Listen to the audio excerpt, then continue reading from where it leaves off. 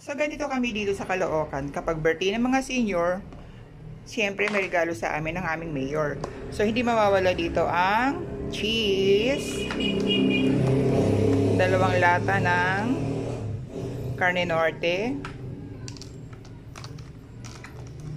Ito yung isa. At merong spaghetti sauce,